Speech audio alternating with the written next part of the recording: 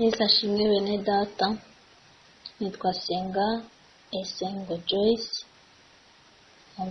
Ndi umwe muri mwe, ndashimira Imana impaye umwanya wo kuganira namwe ijambo ry'Imana muri aya masaha. Imana ishimwe. Nizera ko aho muri hose murimo muradukurikira, ndagira ngo mumfashe dushimire Imana duhaye umwanya, kandi duhe Yesu icyubahiro kuri uyu mwanya tubonye wo kugira ngo tuganire ijambo ry'Imana. Uyu mwanya rero ndashaka ko tuganira ku ijambo ry'Imana ritoya ariko kandi rifite intego ivuga ngo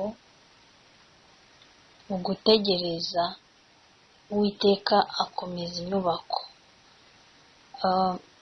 Iri jambo ni ijambo risa n'aho ari rigufiya ariko kandi rishingiye ku bintu bibiri. Rishingiye yuko Imana idukunda, hanyuma ikaba ifite gahunda y'urwego rushimishije, ku rwego ashobora kuzabona Imana. Rero iyo Imana irimo kubaka umuntu, hari igihe kigera agahura n'ibicantege, agahura n'ibimusubiza inyuma, agahura n'ibimukubita hasi, ku buryo iyo adafite muri we kwiringira no gutegereza Uwiteka, birangira we asenyutse mu bugingo. Ariko iyo umuntu yiringiye Imana akayitegerezanya umwete, aho ngaho mu kuyitegereza, mu kugumana nayo, mu kubana nayo, niho Imana ikomeza inyubako ye. Mu bundi busobanuro, imukomereza ubugingo. Uko Bibiliya narayisomye, irambwira mu gitabo cy'Abaroma, aho Pawulo yabwiye Abaroma aravuga ngo ndabinginga kubw'imbabazi z'Imana ngo mutambe imibiri yanyu ibitambo bizima byera bishimwa n'Imana. Angira aravuga ngo namwe mwubakwe nk'amabuye mazima. Bivuze iki? Iyi nyubako tuvuga ni umubiri, ni umuntu Imana ikomeza bitewe n'uko yategereje Imana. Bivuze iki? Biravuze ngo uyu muntu intambwe ze zikomezwa na Kristo, kandi uyu muntu iyo intambwe ze zikomejwe na Kristo, Bibiliya yarambwiye ngo amuramiza ukuboko kwe. Yesu ashimwe cyane. Hanyuma iri jambo rirasobanuye ngo iyo uyu muntu w'Imana, uyu mukobwa w'Imana, uyu mukobwa wubashye Imana atagize ubwira bwo kuva imbere y'Imana, atagize ubwira bwo gusezera, akagumana nayo, akaguma mu gihugu. Imana idufashe. Muri iyi minsi hari abantu baguma mu gihugu ariko bakakibamo batishimye. Ariko muri Zaburi hano ya 37 hatubwiye ngo wiringire Uwiteka ukore ibyiza, kandi nurangiza ugume mu gihugu ariko wishimire Uwiteka. Yesu ashimwe cyane. Ngo nawe azaguha byose umutima usaba. Tangira tuvuga ngo ikoreze Uwiteka urugendo, ngo kandi ngo nawe azabisohoza. Yesu nashimwe. Imana ryo gutegereza bituma Imana ikomeza inyubako yawe. Bivuze ngo ni ukubana nayo udafite urusaku, utumva warabirambiwe, ahubwo ugahora uryohewe no kuba uri kumwe nayo. Hanyuma ukihanganira ibintu bishaka gukura mu Mana ugamije kugira ngo ushyikire icyo Kristo agufatiye. Yesu nashimwe. Hanyuma iki gisobanuro cy'iri jambo nanone kiravuze ngo iyo wiringiye Imana, iyo ugumanye nayo, ibasha gusumbisha amahanga. Yesu ashimwe. Muri iyi minsi biragoye kubwira umuntu ngo nagumane n'Imana, cyane ko hari ibintu byinshi, hari n'abantu benshi bifuza ko tugumana nabo, by'umwihariko nk'urubyiruko. Hari ibindi byinshi twatindamo, ariko uzirikane gutinda cyane hamwe n'Imana kurusha uko watindana n'abandi bantu. Uzirikane cyane gutinda hamwe n'Imana kurusha uko watindana n'ibindi bintu runaka n'amahobbies atandukanye, kubera yuko iyi Mana igenda ukomera. Imana ishimwe.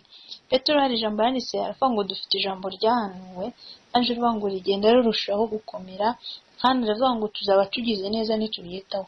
Biravuze ngo iri jambo Imana yandikishije ku buzima bwacu rivuga ngo wiringire Uwiteka ukore ibyiza, ugume no mu gihugu. Yesu ashimwe. Ngo umwiringire, umwishimire, nawe azaguha byose umutima usaba. Uko bwije n'uko bukeye iri jambo iyo uryiringiye rirushaho gukomera. Ibyiza Imana izaguha bigenda birushaho kwiyongera uko bwije n'uko bukeye. Kuko iri jambo twakiriye ryatumye tubaho. Uko rigenda rigwira mu mitima yacu, niko iby'Imana yatuvuzeho bigenda birushaho kugira indi ntera. Yesu ashimwe cyane. Hanyuma nifuza gusangira namwe aya magambo nk'abakobwa bagenzi banjye, ngo mbabwire ko atari ryo herezo, ko tutazahora mu butayu, ahubwo abakobwa bonyine nayo bakayiringira bakagumana nayo, abangaba babikiye ubwami, kandi iyi Mana iri hafi kububakira agakomeza inyubako zanyu. Imana ishimwe. Hanyuma dusomye ijambo ry'Imana, riratubwiye ngo uyu mukobwa w'i Siyoni cyangwa uyu mukobwa w'i Yerusalemu azongera gushima, azongera kugira amashimwe. Imana iravuga ngo yamukunze urukundo ruhambaye. Yesu nashimwe. Benzo ngo nicyo cyatumye imukuruza ineza. Namwe murebe ineza Imana yatugiriye idukurura ituzana imbere yayo. Hari abantu benshi mwakuranye, hari abantu benshi uzi ariko batari mu nzu y'Imana, batabana nayo, batayikorera. Rero Imana yo mu ijuru yahisemo wowe, itoranya wowe kubw'urukundo ruhambaye igukunda. Iyi rero yagukunze niyo igusaba kugira ngo utindane nayo, ugumane nayo, uyitegereze, hanyuma yo ikomeze intambwe zawe, nirangiza ikomerwe wowe rubashe kwaguka, rubashe gukomera. Hanyuma hamwe no gukomezwa n'Imana harimo ubwami, harimo gusohorezwa mu masezerano, harimo kwakira izindi mbaraga, harimo kongera kugirirwa neza n'Imana. Imana ishimwe cyane.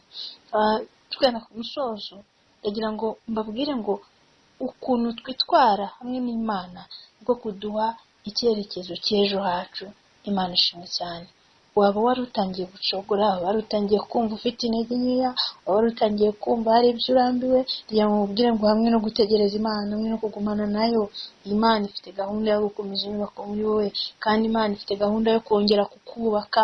Abantu basenyutse mu mitima kubera ibikomere runaka, abantu bagiye bahura n'intambara zikabatera gucogora, ariko Imana umva uko ivuganye nawe ngo izongera kukubaka. Haleluya. Imana ishimwe. Kandi ivuganye nawe ngo izongera ikwagure, hanyuma ngo uzabibu usarure. Bivuze ngo hari amasezerano uzagenda usorezwa kubwo kubana n'Imana neza. Imana ishimwe cyane. Reka dusenge Imana. Mana Data wa twese, turagushimiye, uri umukozi w'umuhanga, ugira neza cyane. Twarimo tuvuga ijambo ryawe ry'ukugambiriye kutugirira neza. Turagushimiye kubw'ineza yawe n'ubuntu ugira, turagushimiye kubw'imbabazi zawe, turagushimiye kubwo kudukunda urukundo ruhambaye. Niyo mpamvu Uwiteka Imana Nyiringabo dusenze twinginga ngo umuntu wese wumvise iri jambo abashe gukomezwa n'iri jwi yumvise.